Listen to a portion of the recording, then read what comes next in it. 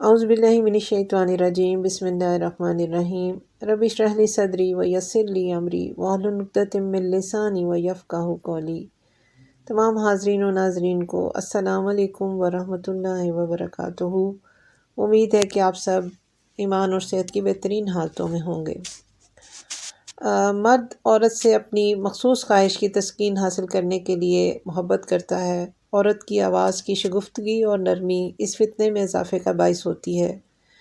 اسی لیے یہ سوال پیدا ہوا کہ کیا آواز اور عورت کا پردہ جو ہے وہ اس کی آواز کا بھی پردہ ہے؟ تو مردوں کی جو نفسیاتی کمزوری کے پیش نظر اللہ تعالیٰ کا ارشاد ہوا سورہ احزاب آیت نمبر 53، جب تم ان سے کوئی چیز طلب کرو تو پردے کے پیچھے سے طلب کرو، کیونکہ تمہارے دلوں کی کامل پاکیزگی یہی ہے۔ دوسری طرف عورتوں کو بھی مردوں سے شیریں لہجے میں گفتگو کرنے کی ممانعت فرما دی گئی تاکہ کسی مریض جنس کی غلط فہمی کا اس کو موقع نہ مل سکے۔ اس حوالے سے فرمان الہی ہے سورہ احزاب آیت نمبر 32، اے نبی کی بیویوں، تم عام عورتوں کی طرح نہیں ہو، اگر تم پرہیزگاری اختیار کرو تو نرم لہجے سے بات نہ کرو تاکہ جس کے دل میں روگ ہو وہ کوئی برا خیال نہ کرے۔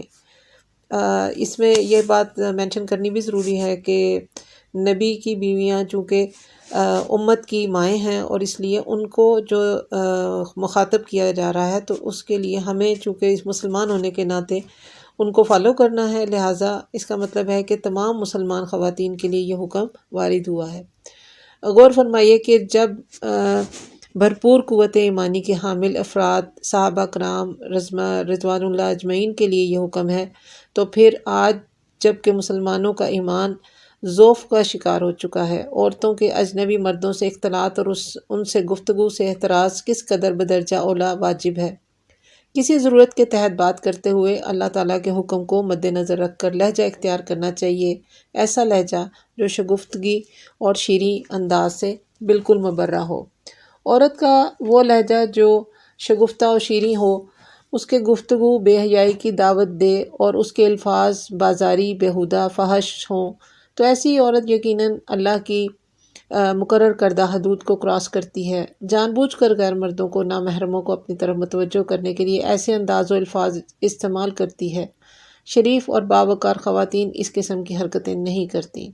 تاہم دوسری طرف عورت کی آواز کے پردے کی بات کرنے والے یہ بھول جاتے ہیں کہ عہد نبوی میں خواتین میرے آقا صلی اللہ علیہ وسلم سے بھی ہم کلام ہوتی تھیں، ان سے دینی امور پر حکم اور رائے لیتی، اسی طرح بوقت ضرورت صحابہ کرام سے بھی ان کی گفتگو ہوتی اور اس پر کوئی اعتراض نہ ہوتا۔ قرآن مجید کے اس حکم کی بابرکت کی تفسیر اور مدعا یہ ہے کہ عورت غیر مردوں سے بوقت ضرورت یا پھر دینی معاملات کی تبلیغ و اصلاح پر گفتگو کرے تو اس کا لہجہ شیریں اور شگفتہ نہ ہو، اس کی گفتگو اللہ اور اس کے رسول کے دین کی ترویج اور اشاعت کے لیے ہو، تب بھی وہ بہت محتاط الفاظ استعمال کرے۔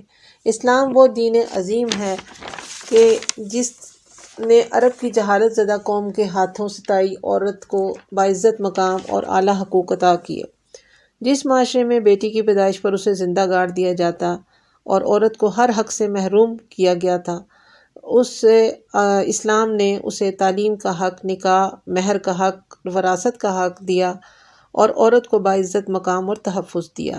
آج ماڈرن سیکولر ترقی کے جھوٹے کھوکھلے نعرے میرا جسم میری مرضی نے عورت کو ذلیل و رسوا کر دیا، جبکہ اسلام عورت کو وہ باعزت مقام دیتا ہے کہ کسی دوسرے مذہب میں اس کی مثال نہیں ملتی۔ اسلام قدامت پسند نہیں ہے۔ 1400 سال سے پہلے بھی اماں عائشہ صدیقہ رضی اللہ تعالیٰ عنہ کی بارگاہ میں جید صحابہ کرام آتے اور ان سے آقا صلی اللہ علیہ وسلم کے اقوال، اعمال، احادیث و مبارکہ کو پوچھ کر محفوظ کرتے اور دین و تبلیغ کے کاموں میں چونکہ اللہ کے احکام اس کی ترویج کے لیے مرد و عورت سب کو مل کر کام کرنا ہے، کیونکہ یہ وہ مقصد اعلیٰ ہے، تو اس مقام پر آپ کا وہ ہائیسٹ لیول آف تھنکنگ ہے کہ جہاں انسان اللہ کے روبرو اس کے پیغام کی ترویج کے لیے خود کو پیش کر دیتا ہے، اور اس لیول پر مرد عورت کا تو خیال ہی نہیں رہتا۔ یہ سوچ کا وہ نچلا اور کم تر لیول ہوتا ہے جو آپ کو انہی چیزوں میں، چھوٹی چھوٹی چیزوں میں الجھائے رکھتا ہے۔ لیکن جب مقصد آپ کا اعلیٰ ہوتا ہے یا آپ رضائے الہی کے لیے اس کو اپنی زندگی کا مقصد بنا لیتے ہیں تو وہاں پر عورت اور مرد کا کوئی توافت نہیں رہتا، اور آپ اپنی کاوشیں اللہ کے لیے کرتے ہیں اور اللہ کی بارگاہ میں سرخرو ہونا چاہتے ہیں، اللہ کی حدود میں رہ کر، اور اللہ اپنے بندوں سے ہی یہ کام کرواتا ہے۔ کبھی ان کا ہاتھ بن جاتا ہے، کبھی ان کی آنکھ بن جاتا ہے، اور کبھی ان کے پاؤں۔ وہاں عورت اور مرد کی کوئی تخصیص نہیں رہتی، ہم سب کو اپنا فرض ادا کرنا ہے۔ ہم دنیا میں بلا مقصد پیدا نہیں کیے گئے کہ ہم جانوروں کی طرح زندگی گزاریں، بچے پیدا کریں، شادیاں کریں اور دنیاوی مقاصد کے لیے اپنی زندگی گزاریں۔ ہمارا اصل مقصد اللہ کے دین کو قائم کرنا ہے، اور جتنی بھی ہماری استطاعت ہو، جتنی بھی ہماری طاقت ہو، ہمیں اللہ کی حدود کی پاسداری کرتے ہوئے، اللہ کے دین کی احکامات کی پاسداری کرتے ہوئے زندگی گزارنی ہے۔ وہاں اللہ کی بارگاہ میں دل دیکھے جاتے ہیں، وہاں روح پیش ہوتی ہے۔ ایسی ہی بے شمار صحابیات کے مقام و درجات ہیں، اور بے شمار اللہ کی ولیاء روحانی مقامات پر فائز ہیں۔ حضرت رابعہ بصری قلندریہ رحمۃ اللہ علیہ معرفت الہی کے انتہائی اعلیٰ مقام پر فائز ہیں۔ آپ کے ہی دور میں حضرت حسن بصری رحمۃ اللہ علیہ اپنا وعظ شروع نہ فرماتے، یعنی جب آپ نہیں تشریف لاتی تھیں تو آپ کے تشریف آوری کا آپ انتظار کرتے، جب تک آپ تشریف نہ لے آتی آپ اپنا وعظ شروع نہ کرتے۔ تو لوگ کہتے کہ ایک بوڑھی عورت کے لیے آپ وعظ میں تاخیر کر دیتے ہیں۔ اس پر حضرت حسن بصری رحمۃ اللہ علیہ نے فرمایا کہ ہاتھیوں کا کھانا چونٹیوں کے برتن میں کیسے ڈال دوں؟ مطلب روحانی اسرار و رموز معاملات دینوی و اخروی کی جو معرفت علم جو ہے وہ حضرت رابعہ بصری رحمۃ اللہ علیہ کو ہے، وہ کسی اور کو اس دور میں نہیں تھی۔ تو اس پر علمی اور بعض کی گفتگو کرنے میں اس میں کوئی حرج نہیں، تاہم ایسے معاملات پر بھی گفتگو کرتے ہوئے اللہ کے حکم کو مد نظر رکھ کر لہجہ اختیار کرنا چاہیے، ایسا لہجہ جو شگفتگی اور شیریں انداز سے بالکل مبرہ ہو، اور اللہ ہم سب کو گناہ سے بچنے کی توفیق دے۔